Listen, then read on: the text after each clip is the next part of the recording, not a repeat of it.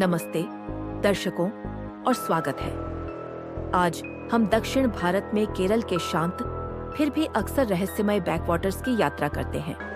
हमारी कहानी हमें एक प्राचीन नल्लुकेट्टू में ले जाती है जो परंपरा से समृद्ध है और जिसके बारे में कहा जाता है कि यह प्रेतबाधित है या उन्नी माया और पायल की झंकार की किंवदंती की कहानी है।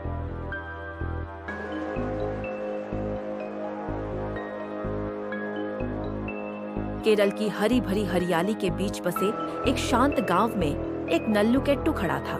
एक भव्य पैतृक घर, कभी जीवन से भरपूर, यह अब काफी हद तक परित्यक्त खड़ा था। इसके कभी पॉलिश किए गए लकड़ी के फर्श समय के भार के नीचे चरमरा रहे थे। उन्नी माया एक प्रतिभाशाली नर्तकी थी जो अपनी कृपा और जुनून के लिए पूरे क्षेत्र में प्रसिद्ध थी। वह अपने अरंगेट्टम की तैयारी कर रही थी जो उसके नृत्य करियर में एक महत्वपूर्ण मील का पत्थर था, जो उसके पहले प्रदर्शन का प्रतीक था।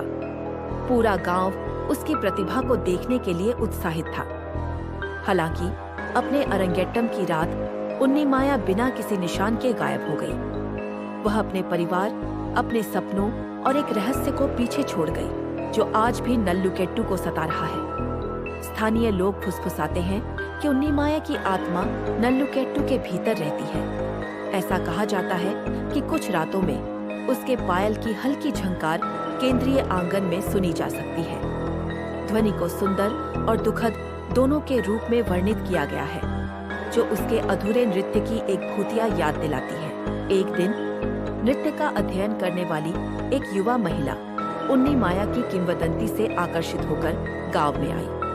वह नर्तकी की आत्मा से जुड़ना चाहती थी, उसके जुनून की गूंज को महसूस करना चाहती थी। उसने नल्लुकेट्टू में रहने की अनुमति मांगी, उत्सुकता से इसके रहस्यों को उजागर करने के लिए। जैसे ही उसने प्राचीन घर की खोज की, वह अपनी खोज में अकेली नहीं थी।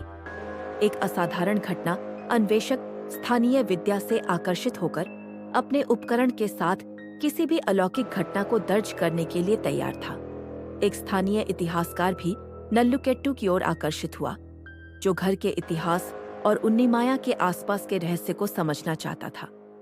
एक साथ वे नल्लुकेट्टू के हृदय में गए और अशांत करने वाली घटनाएं सामने आने लगी। खाली हॉल में भयानक आवाजें गूंजने लगी, पायल की हल्की लेकिन विशिष्ट झंकार, तब भी जब कोई आसपास नहीं था। परिधि में एक आकृति की झलक जो एक नर्तकी जैसी दिखती थी, उनकी दृष्टि में टिमटिमाती थी। घर के कुछ क्षेत्रों में अस्पष्टीकृत ठंडक छा गई। तापमान में अचानक गिरावट आई जिसका कोई स्पष्टीकरण नहीं था। विशिष्ट स्थानों पर उन्होंने भावनात्मक गूंज महसूस की, उदासी की एक भारी भावना, लालसा की, जैसे कि स्वयं दीवारों में उन्नी माया का दुख समाया हुआ हो। उनकी अनुभूति का चरमोत्कर्ष एक रात पूर्णिमा के प्रकाश में आया। पायल की झंकार पहले से कहीं ज्यादा तेज और स्पष्ट थी।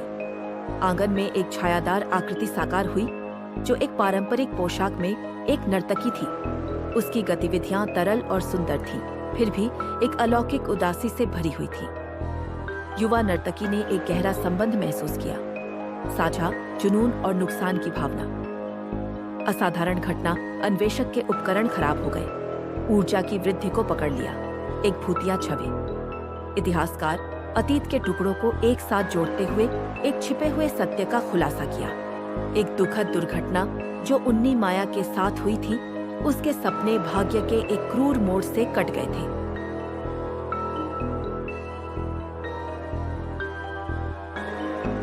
नमस्ते दर्शकों और स्वागत है। आज हम जीवंत और ऐतिहासिक राज्य गुजरात, भारत की यात्रा करते हैं। हमारी कहानी हमें एक बार के शानदार महल के खंडहरों में ले जाती है, जिसके बारे में अब कहा जाता है कि यह प्रेतबाधित है। ये रानी रूपाली और खनकती चूड़ियों की किंवदंती की कहानी है।